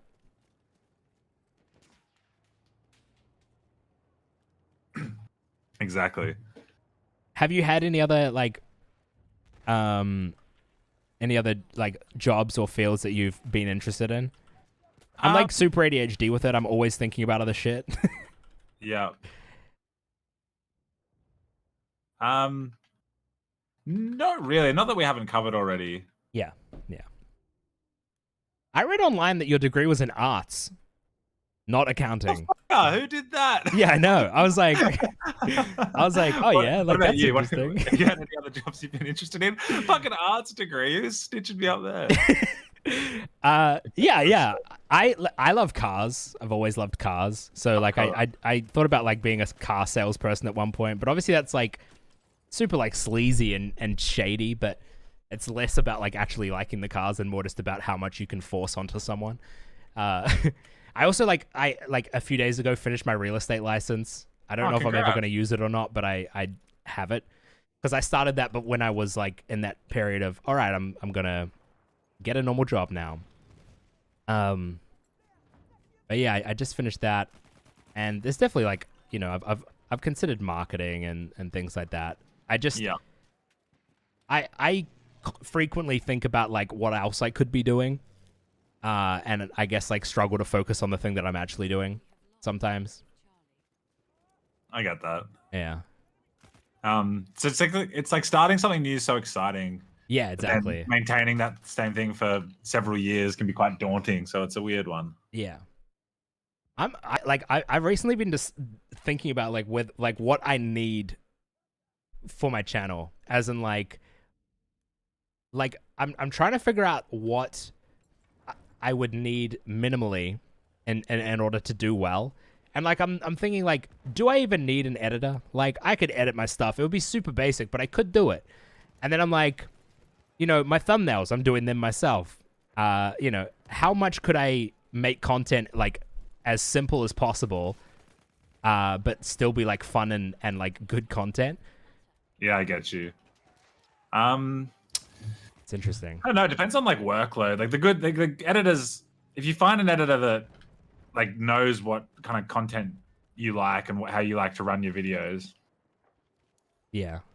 It's the best thing ever. Like, but if you've got an editor who maybe isn't, which is totally understandable, by the way, like not like going to that next level to really, you know, concentrate and pick those perfect moments and stuff. Yeah. It can affect your channel. So there's like pros and cons, right? Yeah. Because like it's interesting. My first video back was actually like the one that's performed the most, like the best since I got back. And that was like the one that I edited by myself. It was like the least edited. It was relatively raw, and like it was long. I made the thumbnail in Mid-Journey because I was like, I don't know how to make a thumbnail. Yes. and like all this stuff that I did it all myself. It didn't cost me anything, and like it's the video that did the best. And That's so interesting. It's so funny how like, you know, now I've paid an editor to do my videos, and the videos are objectively better. Like they are just better videos. Yeah. but they're not performing as well as that first one, and it's making me go like, like maybe I should just be doing those like really raw, like, but uploading a lot more and just like giving the people what they seem to think they want. There is something to be said about you editing it is probably going to be like quite unique. Like Yeah. I edit my shit in iMovie. It's Really? so basic. It's so basic. Like my editing is like actually one of the most basic things you've ever seen. Like obviously I pick the moments and stuff, Yeah. but like in terms of actual just bare bones editing, it is like 1 out of 10 on the difficulty scale. But sometimes like having just that raw thing that like maybe works better, you know? Yeah. Yeah.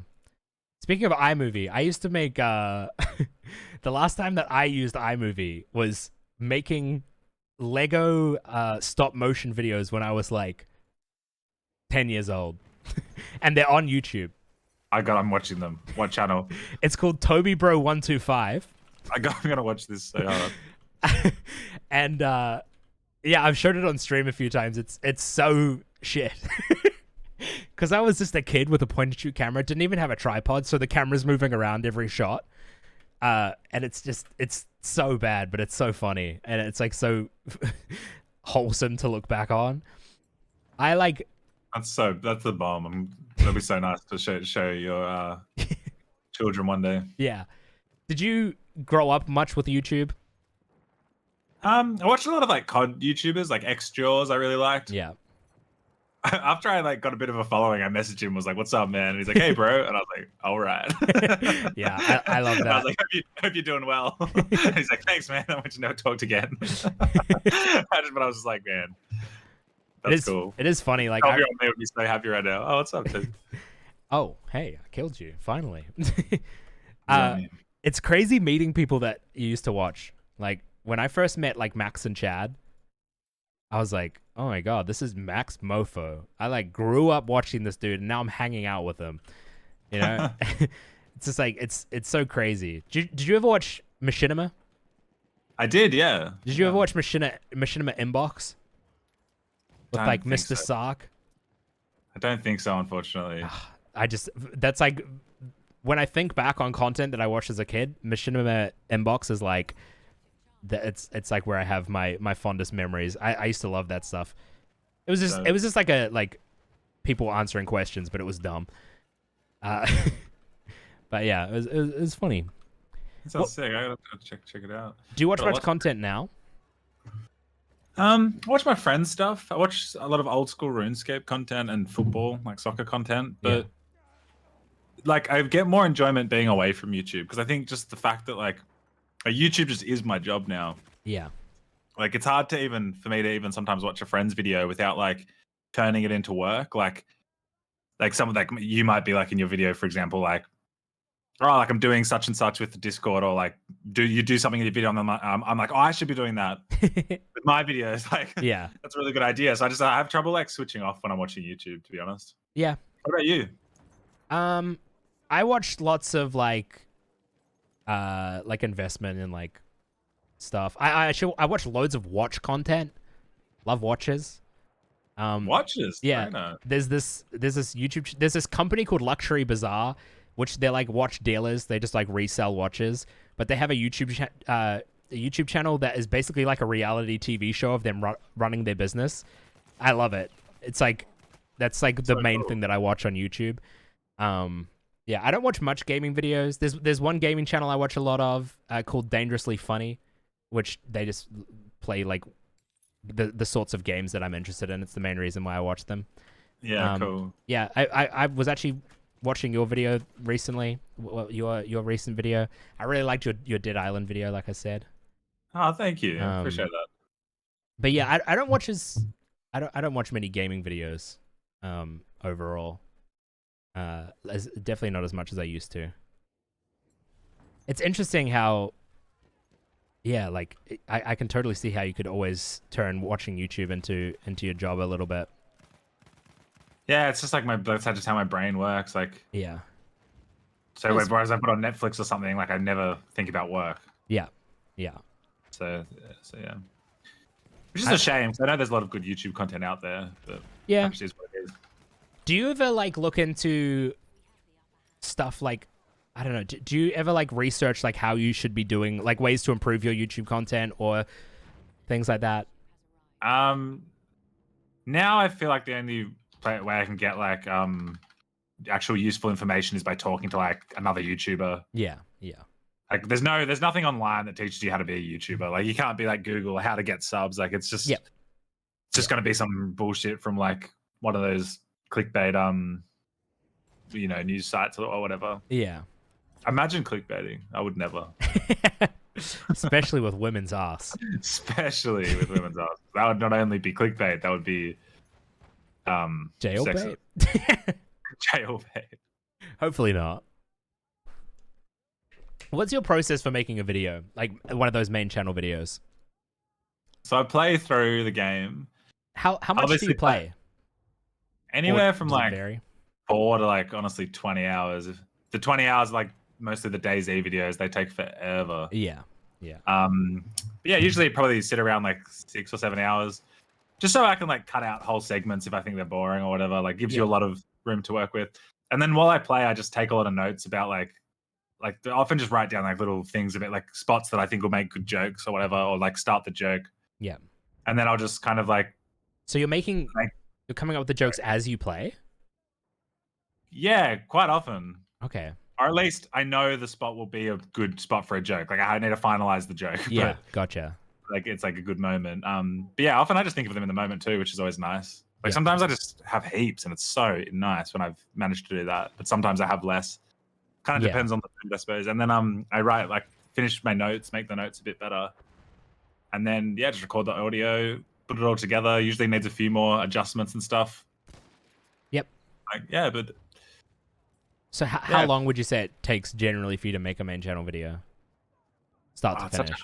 Such a hard question. Okay, no worries. That's okay. Maybe just because it's always so different. Yeah. And that's just a big difference like on where I'm at as well. Like sometimes I can get a video done in like 4 days. Sometimes it takes me like more like 7 days. Yeah. And that could just be because I'm not being like efficient. Yeah. I'm just chilling. How about you? How long does it usually take you to sort of make a video? Well, it depends. Like if with those funny moments videos when I was editing them, is probably like about 12 hours of editing, and I would generally if we have one of those recording sessions, this is where I differ to like Fitz and stuff, is like if we have one of those recording sessions, I'm almost guaranteed to get a video out of it, if not 2, or like if not 1.5. Yeah. With Fitz and like Swagger, I feel like they'll more like need a few sessions. They might get like a week's worth of footage and then put that into a video. Although with Fitz, it's more like a few weeks worth of footage. I'm like, I guess it's like my standard of comedy or something, or like just like the way I like my videos to flow. I'm like, no, I like for them to kind of feel more like someone just hanging out with us. So like they get the whole picture, I guess. Yeah. Rather than it being super condensed and super like, just condensed is I guess the way to put it. So like I'll get 6 hours of footage or like 5 hours of footage, 3 hours of footage sort of thing, and then sit down, edit it for 12 hours, and then can upload it.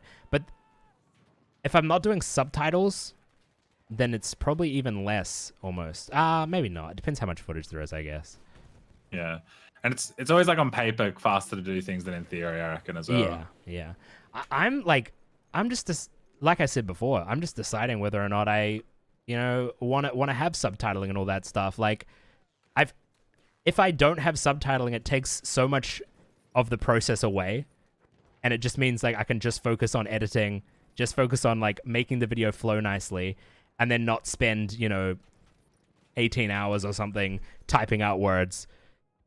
It's hard because you could always just put in like a lot of front effort, like get like your mics set up so it's like podcast mic quality, like get everything just like on that like literally like 100% level, and then just not do subtitles and see how that goes. I'd be really curious to see how my audience would feel about my videos not having subtitles, because I do feel like it makes it like a little more raw in a bad way, but also in a good way. Like it does just kind of make it more like casual and, like I said, like hanging out with people. It's almost like the play sessions become kind of like a podcast. Yeah, I get you. I think it's definitely worth a shot. Like why not? It's hard with funny moments content, like standing out in any way other than just like obviously your comedy is different, but Yeah, other than your comedy being different, it's hard to make your videos stand out as videos, I guess. absolutely. Especially because like obviously Fitz Swagger and I we're recording together, so a lot of us are gonna have the same bits. Yeah, yeah. That's always a bit of a balancing act. Yeah. How long do you Yeah. see yourself like if you? How long would you want to do YouTube? Do you have any interest in slowing down at all at any point, or do you just think you're gonna keep doing it till you stop being like having fun with it? Um, I think I've got a real like attachment to like my community. Like Yeah. they, because I just genuinely do like cherish them. Like they're just so funny. Like I don't know, like the way that the things they'll comment and like stuff just get me. Um, so I think like I'd forever. Well, I don't know about forever, but for a very long time, I'd keep some presence on YouTube. If I Yeah. did ever start like another project down the track, I think I'd always still want to like make some YouTube videos and just let people know what's going on or whatever. Yeah. But yeah, no, for the moment, I'm very, very happy with YouTube. Yeah. Would you Yeah. say What that? about you? Yeah. I mean, I'd love to do it for as long as it can work. I guess I would say that like I enjoy making content, but I'm not one of those people who's like, oh, even if YouTube wasn't making money, I would still do it for fun. I don't know if I would still do it for fun or not. Like, I guess it's more that I would. There's other things that I find fun. No, I get So you. like, I'd probably focus on other things, doing this every now and again. But yeah, I don't know. It's I would like to do it as long as my audience is still watching. Really. Do you think like having that community thing is like a really valuable part of your channel? Like I as think in it's like an important part of like yeah, like any channel where like yeah. I don't know, I don't really know how it happens, but like sometimes after a certain point, like I think it's just like simple things like just actually like replying to a few comments and Yeah. maybe starting a Discord server, like um talking to your audience in your video, like telling them things, like commenting on things that have happened, like Yeah. all that kind of stuff. Just like shows that like you are just a real person behind the video. You're not like Yeah. you're not a content creator. You're just a person chilling. Like I think that really, I don't know, just like there's like almost like two-way relationship forms where like your community means a lot to you, and then like that kind of shows through your content. Yeah. It sounds a bit cheesy, but No, it's kind of I agree. yeah. It's just yeah, like if ever I need motivation, I'm just like, fuck, like, let's just give these guys a video that'll make them happy. And then when I say they're happy, then I'm like, oh, now I'm happy. This is good. Yeah. That's a really nice way of thinking about it. Because there are a lot of creators out there who they are just making the content that they make, and and I don't think there's anything wrong with that necessarily, but it is nice having that community element. It's something that's nice about streaming as well, because you do get that sort of instant response from people, and you know exactly what they're thinking. Mm, Yeah. definitely. Yeah, streaming's that's kind of like the nervous thing about streaming. Like it gets a little bit dead for like 10 minutes. You're just sort of between events or whatever, and like the chat's just like, I'm bored. Yeah. Like, you're like, me too, dog, but like I don't know what to do. Like I'm doing my best. As the thing with YouTube, if you aren't uploading a lot, you kind of get like you work really hard on this thing, and then you upload it, and then you get like a couple days of like people commenting, and like you get to kind of live through other people's reactions of it and like enjoy that process, and then it kind of starts again. The cycle starts again of like, all right, there's not many people looking at my content right now because I haven't uploaded anything new yet, and I just got to start working on the next thing and figure out what the next thing is. And yeah, it's like so different to streaming in that respect, and that like it's very delayed gratification with YouTube. Definitely, it is. You got to get to like the very end of the process. Yeah. But like you said, with like making yourself, I don't know, showing that you're like a real person behind the camera, that's kind of why I wanted to do this sort of content, was like, just chatting with creators, showing that at the end of the day, like they have the same struggles that you do, and they, live the same sorts of lives that you do. They just have this different job, I guess. Yeah, exactly. Yeah, I mean, I've learned a lot about you just from chatting, so, which is nice. Yeah. I like learning stuff about people, Usually we're just making femboy jokes together. Yeah, exactly. I mean, and it is true. Like, obviously, in those recording sessions, like, they aren't even necessarily like, oh, this is a recording session, but like, when you're sitting down with a group of people playing games, you do like get a little bit consumed into the making content sometimes, and like forget that these are like people too, and you gotta, it's they all have interesting lives as well, and it's good to talk to them separately rather than just doing it as content. Although absolutely. this is also content, so well, I'm you've done it. You've hybrided the two, right? I'm Which is exploiting cool. it. Yeah. What's I like something it. what's something that you love about being a creator? I mean, you've probably already covered it in all honesty, but I love like being my own boss. Like I worked for a yeah, bloke who was like nice enough guy. It was his business, but he was like ex-military. I found it sometimes a bit hard to have a boss. yeah, But I've had other bosses who were better. But it's just nice being your own boss. Like I get to choose,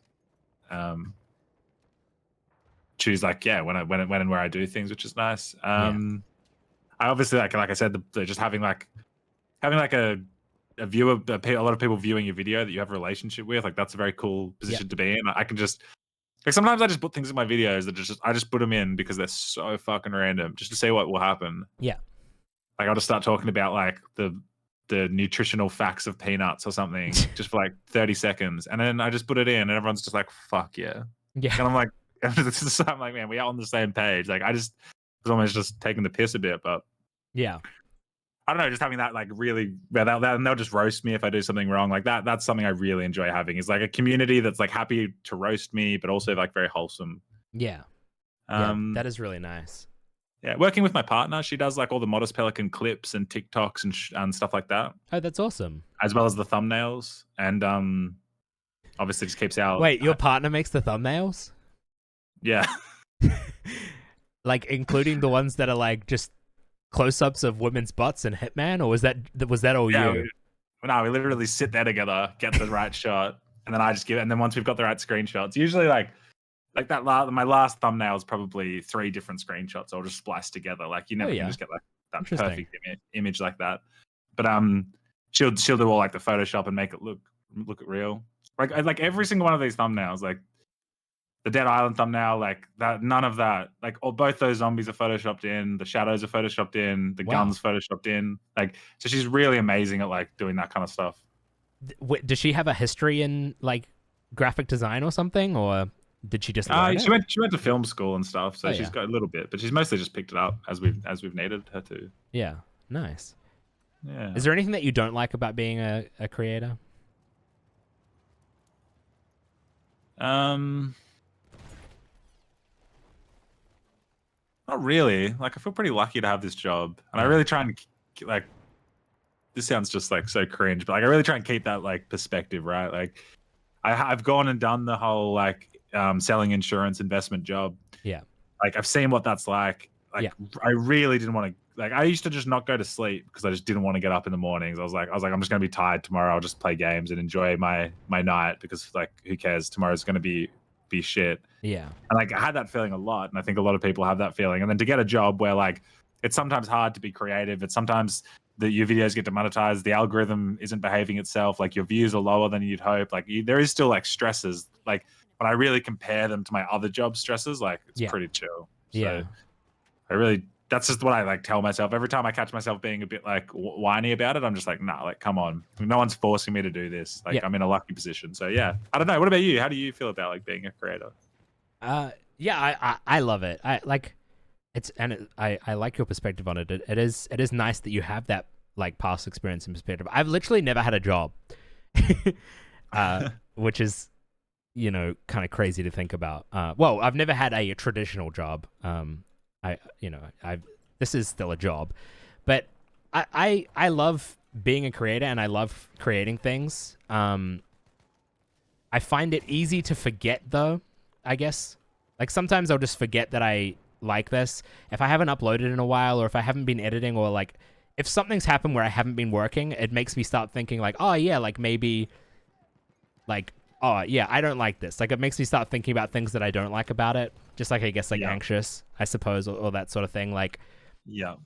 just because I guess I kind of need to keep things in the forefront of my mind a bit.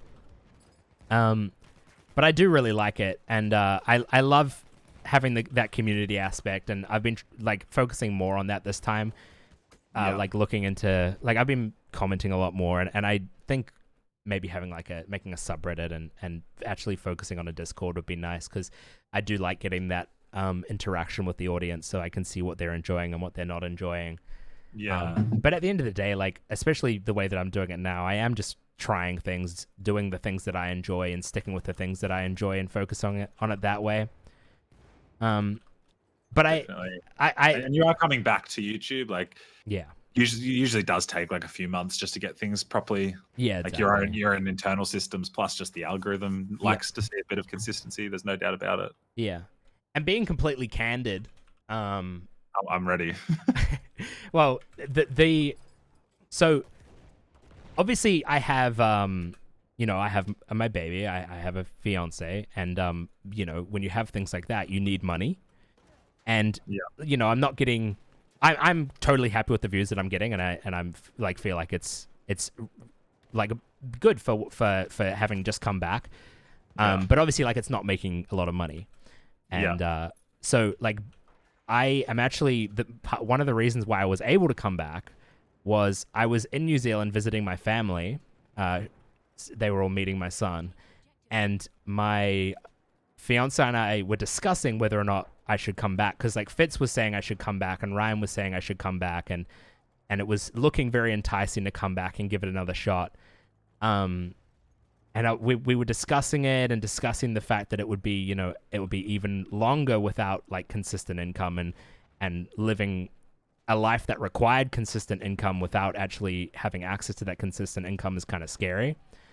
And then my parents said, well, hey, look, we support you. If you want to try this for 3 months, we're happy to pay like your base expenses in life, just while you try it for 3 months, and then you can reassess where it's at. You can figure out if it's worth sticking to, or like if it's just you've at least given it that one shot.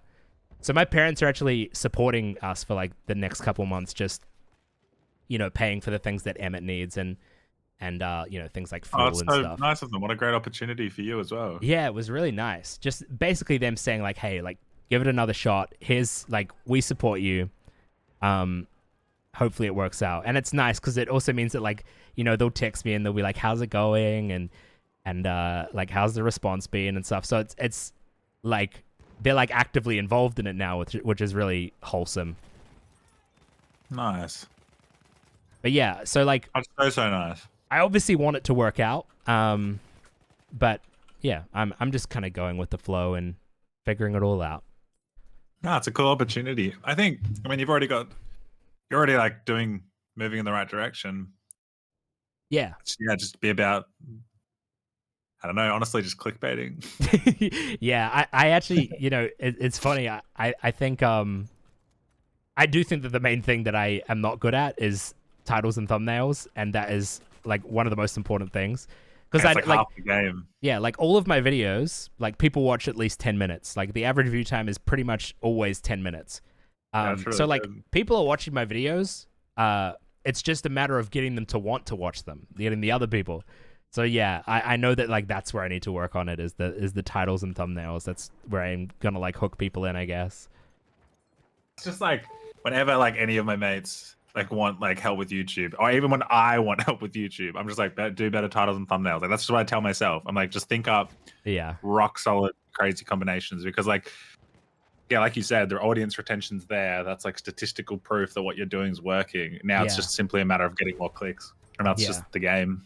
So true. I actually like, I really want to talk to more like creators about like being a creator, because it's something that I never really talked much about. Like I didn't, I've got so many friends in this community, but I never really talked about actually, how they feel about YouTube, or like how they do YouTube, or getting tips from people. And it's something that coming back, I like really want to do more, because you can only see your own perspective unless you ask other people's.